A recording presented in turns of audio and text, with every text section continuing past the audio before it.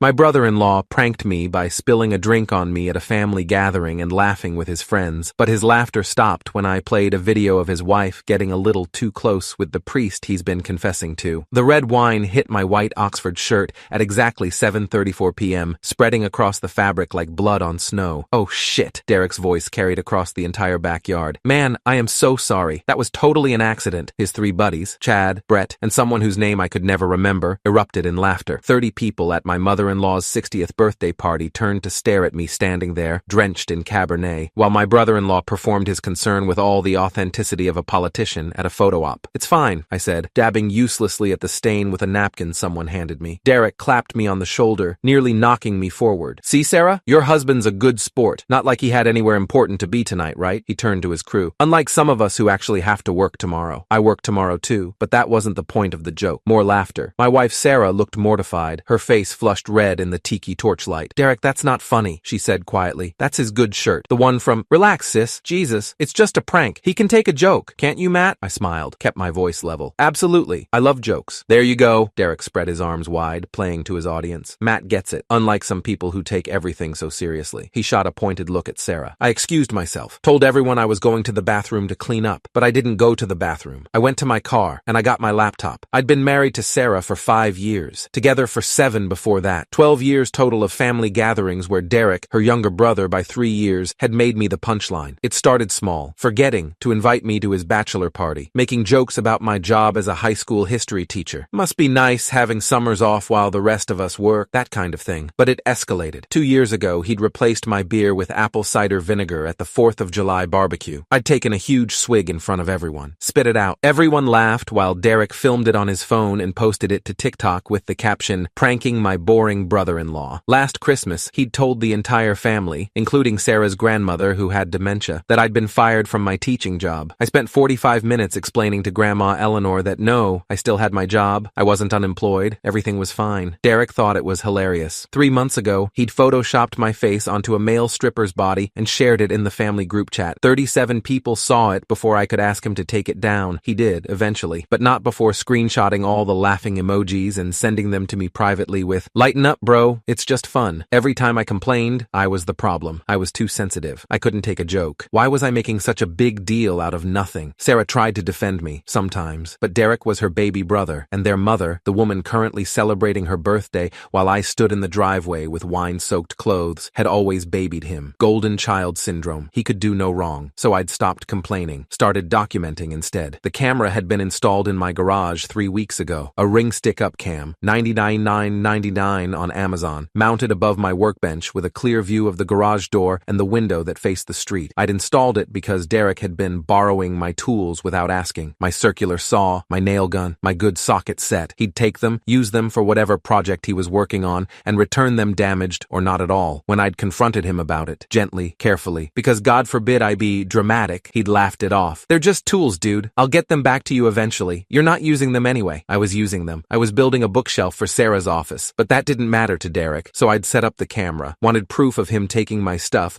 so I could show Sarah, show his mother, show anyone who'd tell me I was overreacting. But the camera caught something else entirely. Our house was in a residential neighborhood in Oak Park, Illinois. Quiet streets, big old houses, lots of families, and right next to my property, separated by about 15 feet and a chain-link fence, was St. Michael's Catholic Church. The church had a small rectory behind it where Father Michael lived. Father Michael O'Brien, 43 years old, 20 years in the priesthood, beloved by the congregation. Derek and his wife Linda had been going to marriage counseling there for 6 months. Working through some issues, Derek had told the family proudly at Easter dinner. "Father Michael is really helping us communicate better. The church is important to us. We're committed to making it work." Everyone had praised them. What a mature couple. What dedication. How wonderful that they were getting help instead of just giving up like so many people do these days. I'd thought it was great too. Derek seemed happier, less of an asshole marginally, until 2 weeks ago when I reviewed the security footage after Derek had taken my compound miter saw without asking. The camera angle included part of the church parking lot and the side entrance to the rectory, just barely. I'd never paid attention to it before. I was only checking to see if Derek's truck was in my driveway during the day. But on the footage from Tuesday, September 19th at 2:47 p.m., I saw Linda's car pull into the church parking lot, and I watched Father Michael come out of the rectory to meet her, and I watched them kiss. Not a friendly peck, a real kiss, hands in hair, bodies pressed together. Then they went inside. inside. Linda's car didn't leave until 5:15 p.m. I went back through 2 weeks of footage, found 2 more instances, September 12th, September 5th, always Tuesday afternoons, always when Derek was at work at the insurance agency downtown, always the same pattern. Linda arrives, Father Michael greets her, they kiss, they go inside for 2 to 3 hours, she leaves. I saved all 3 videos to a secure folder, backed them up to the cloud, burned them onto a USB drive that I hid in my desk drawer at school, and I waited. I didn't tell Sarah, wasn't sure how she'd react. Derek was her brother, Linda was her friend, they'd been sorority sisters at U of I, and Father Michael had baptized Sarah's niece. This would destroy multiple relationships simultaneously. But more than that, I knew Derek would accuse me of lying, of faking the footage, of being vindictive, because he'd borrowed some tools without asking. So I waited for the right moment, the moment when the humiliation would be public enough, witnessed enough, that he couldn't dismiss it, couldn't make me the villain. And then tonight, at his mother's birthday party, he dumped wine on me in front of 30 people. Perfect timing. I walked back into the party carrying my laptop and a portable Bluetooth speaker I kept in my car for school presentations. "Hey everyone," I called out, loud enough to cut through the conversations. "Can I have your attention for a minute?" The backyard went quiet. 30 faces turned toward me. I was still wearing the wine-soaked shirt, hadn't changed, wanted everyone to see it. Since Derek loves entertainment at family gatherings, I thought I'd share something I found recently. A little video that I think everyone will find interesting. Derek's face, previously smug, still basking in the success of his wine prank, shifted to confusion. "What are you talking about?" "You'll see. Sarah, do you mind if I use the TV?" I gestured to the large flat screen they'd set up on the patio for the party slideshow. Sarah looked uncertain. "Matt, what's going on? Just trust me. It'll only take a minute." Before anyone could object, I connected my laptop to the TV via HDMI. The screen flickered, changed from the birthday slideshow to my desktop. I opened the first video file. The timestamp appeared in the corner. September 19th, 2024, 2:47 p.m. Linda's white Honda CR-V pulled into frame, parking in the church lot. "What is this?" Linda's voice came from somewhere behind me. She'd been sitting with Derek's mother and aunt near the dessert table. The video showed Father Michael emerging from the rectory side door. He was wearing khakis and a polo shirt, casual clothes, no clerical collar. He approached Linda's car. She got out. They stood there for a moment, talking. Then Father Michael reached out, pulled her close, and kissed her. Not a quick peck, a long, deep kiss. His hands on her waist, her arms around his neck. Someone gasped. Multiple someones. "Turn it off!" Linda's voice was shrill, panicked. "Turn it off right now!" Derek was frozen, staring at the screen. His face had gone from confused to pale to bright red in the span of 10 seconds. On screen, Father Michael and Linda walked hand in hand to the rectory entrance, disappeared inside. I paused the video. The image froze on the empty parking lot. Linda's car sitting there alone, timestamp clearly visible. "This is from my security camera," I said calmly to the silent backyard. "I installed it a few weeks ago to monitor my garage, but it also happens to capture part of the church parking lot next door." I turned to Derek. "The church where you and Linda have been going to marriage counseling. Every Tuesday, right?" Derek's mouth opened. No sound came out. "That's fake!" Linda pushed through the crowd. "You edited that.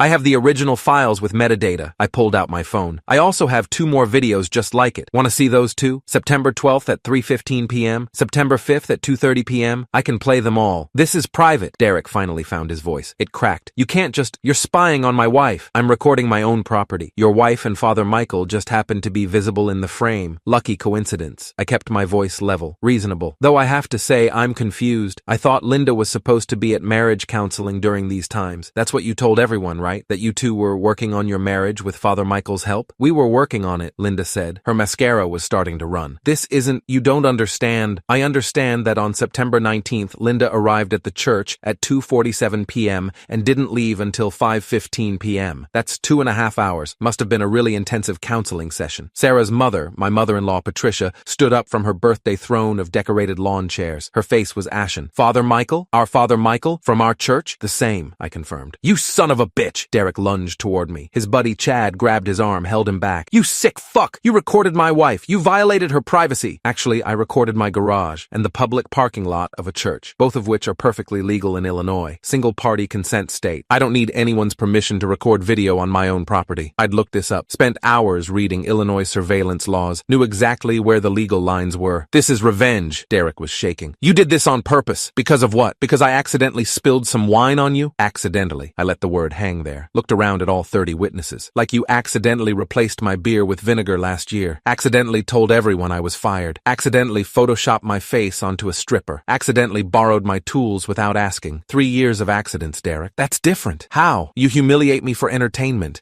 In front of family, in front of friends. You film it, you post it, you make me the joke." I gestured to the TV TV screen, still frozen on the image of Linda's car. I'm just sharing some footage I found. Is that different? Really? That's my marriage. And this is my shirt, I pointed to the wine stain. And my reputation, and my dignity. All things you've been destroying piece by piece for 3 years while everyone told me to lighten up. Patricia's voice cut through the chaos. Is this real? She was looking at Linda now. Did you really? With Father Michael? Linda was crying, full sobs. It's not what it looks like. It looks like you're having an affair with a priest. My father-in-law Tom said quietly. He'd been silent until now. While my son thinks you're working on your marriage, we were working on it. Father Michael was helping us. He understood me. Derek never listens, never pays attention. So, you fucked a priest? Tom's voice was still quiet but hard as steel. Dad, Sarah said. Language! It's my birthday, and I'll curse if I want to. Patricia sat back down heavily. I can't believe this. In front of everyone. At my party. Mom, I didn't know, Derek started. You didn't know because you were too busy pranking Matt to pay attention to your own wife. Patricia's voice cracked. 3 years I've been watching you torment that man. 3 years I've been telling myself it's just jokes. Boys being boys, brothers-in-law bonding. And the whole time your marriage was falling apart and you didn't even notice. Derek's friends had melted away into the crowd. No one was laughing now. Everyone makes mistakes, Linda tried. We can work through this. Father Michael says, I don't care what Father Michael says. Derek's voice came out as a roar. You've been cheating on me with a priest while I paid for counseling. The counseling was free, I corrected helpfully. Church service, though I guess Linda was providing her own form of payment. Shut up, Derek spun on me. This is your fault. You destroyed my marriage. Actually, I'm pretty sure Linda and Father Michael did that. I just pressed play. You planned this. You waited until you could humiliate me in front of everyone. Now you're getting it. I smiled. Feels bad, doesn't it? Being the entertainment, having everyone watch you at your worst. His fist came up. Chad and Brett grabbed both his arms this time. Don't, Chad said quietly. Not worth it, man. Patricia stood again, pointed at Derek and Linda. Both of you, leave. This is my birthday party and I will not have it ruined by this spectacle. Mom? Derek's voice broke. You can't be serious. I am completely serious. You've embarrassed yourself, your wife, this family, and our church. Father Michael will have to answer to the diocese. Linda will have to answer to God. And you, she looked at her son with something close to disgust. You're going to have to figure out why your wife preferred a priest to you. This isn't my fault. Get out! Patricia's voice echoed across the backyard. No one moved. No one breathed. Derek and Linda left. She was still crying. He was silent. Didn't even look at me as he passed. The party stood frozen for a long moment after they drove away. Then Tom started laughing, quietly at first, then harder. Well, he said, wiping his eyes. That was more entertaining than the slideshow. A few nervous laughs, then more. The tension broke like a fever. Sarah came over to me, hugged me tight. I'm sorry, she whispered. I should have stopped him years ago. It's okay. It's not. He's been awful to you. We all let it happen. Patricia approached. She looked tired, older than she had an hour ago. That shirt is ruined. I'll buy you a new one. A nice one. Brooks Brothers. Don't worry about it. I insist. And Matt? She squeezed my arm. I'm sorry for not seeing it, for not stopping it. Your family. You should have been treated better. Thank you. The party continued. Quieter, subdued, but it continued. Derek called me at 7:23 a.m. the next morning. I was making coffee, still half asleep, when my phone buzzed. You destroyed my marriage, he said without preamble. Linda left, took her stuff, and went to her sister's. Father Michael got fired. The diocese is investigating him. Everyone in the family is talking about it. This is all your fault. Sounds like you're having a rough day. A rough day? A rough day? My wife cheated on me with a priest. My mother won't return my calls. My friends think I'm a joke. Welcome to my life for the past 3 years. That was different. Why? Because I was supposed to take it? Because I'm the boring teacher who doesn't matter? Because humiliating me was just good fun? You're sick. You know that? You're fucking sick. You recorded my wife without her consent. I recorded my garage. She was in the background. Huge difference. I'm going to sue you. For what? Recording on my own property? Feel free. I'm sure your lawyer will love reviewing all 3 videos. Maybe we can play them in court. Really get into the details of how long Linda and Father Michael spent in that rectory. He hung up. Sarah looked at me from the doorway. How do you feel? I thought about it. 3 years of pranks. 3 years of humiliation. 3 years of being told to lighten up. Take a joke. Stop being so sensitive. Honestly, pretty good. He's going to hate you forever. He already did. At least now he has a reason. The fallout was spectacular. Father Michael O'Brien was removed from St. Michael's Catholic Church within 48 hours. The Diocese of Chicago launched a full investigation into his conduct. He'd violated his vows, violated the trust of his congregation, engaged in an inappropriate relationship with a parishioner who'd come to him for marital counseling. By the end of the week, the story had made it to the local news. Not with names, the church kept it quiet, but everyone in the community knew. Linda filed for divorce on October 3rd, cited adultery and emotional distress. Derek tried to contest it, but his lawyer, Jennifer Martinez, family law specialist with 18 years of experience, took one look at my video evidence and advised him to settle. Your wife committed adultery with a priest while ostensibly in marriage counseling, Jennifer told him during their first meeting. I know this because Derek told Sarah, and Sarah told me. She has no grounds to fight for anything. Take the settlement and move on. The settlement gave Derek the house and most of their assets. Linda got her car and her personal belongings. The divorce was finalized in record time. Illinois law requires a 6-month waiting period, but neither party contested, so it moved fast. Derek's mother, my mother-in-law Patricia, didn't speak to him for 3 months. She'd been a devout member of St. Michael's for 35 years, had watched Father Michael rise through the ranks, had trusted him with her family's spiritual guidance. His betrayal hit her hard. Harder still was realizing her son had been so busy tormenting me that he'd completely missed his marriage falling apart. I enabled it, she told Sarah and me over dinner in November. I let Derek get away with everything, excused his behavior, told everyone he was just joking around, and look where it got him. It's not your fault, Mom, Sarah said. Isn't it? I'm his mother. I should have taught him better. Should have stopped him from being a bully. He's 34 years old, I said. He's responsible for his own choices. Still, Patricia looked at me. I'm sorry for all of it. You tried to tell us. We didn't listen. Derek tried to reconcile with me in January, 5 months after the birthday party. He showed up at my school during my planning period. Can we talk? He asked. He looked thinner, older, like the divorce had aged him 5 years. Sure. We sat in my classroom, empty desks around us, posters about the American Revolution on the walls. Quiet. I'm sorry, he said, for everything. The pranks, the wine, all of it. You didn't deserve that. No, I didn't. I was an asshole. Yes, you were. Linda's engaged to someone new, some guy she met at her sister's church. They're getting married in March. That's fast. Yeah, he laughed bitterly. Turns out she'd been cheating on me with multiple people. Father Michael was just the one you caught on camera. I'm sorry. Are you? You destroyed my marriage. No, Linda destroyed your marriage. Father Michael destroyed your marriage. I just provided the evidence. He was quiet for a long time. Then, would you have showed those videos if I hadn't pranked you that night? I thought about it. Really thought about it. Eventually, maybe not in front of everyone. Maybe I would have pulled you aside, shown you privately, given you a chance to handle it quietly. But because I humiliated you, I returned the favor. Yes, that's fair. He stood up. I don't forgive you, but I understand. I don't need your forgiveness. I know. That's what makes this so much worse. He left. I haven't spoken to him since. Sarah asked me once, about 6 months after everything, if I regretted it. Do you wish you'd handled it differently? Told Derek privately, not made it so public? We were lying in bed, Saturday morning, sun streaming through the windows, peaceful. No, really? Really. Derek spent 3 years humiliating me publicly, making me the entertainment, filming me for TikTok, pranking me in front of everyone. If I'd told him privately, he would have dismissed it, made it my fault somehow, accused me of lying, told everyone I was trying to break up his marriage because I was jealous or crazy or vindictive. You're probably right. I know I'm right. The only way to make sure he couldn't lie about it was to show everyone at once, make it undeniable. He lost everything though, his marriage, his relationship with Mom, his reputation. He lost those things because of his own actions, and Linda's, and Father Michael's. I just hit play on a video. Still, Sarah, he poured wine on me in front of 30 people and laughed about it. He spent 3 years treating me like a joke. At some point, you have to stand up for yourself, even if it means blowing up someone else's life in the process. She was quiet. Then, I'm proud of you for not just taking it anymore. Yeah.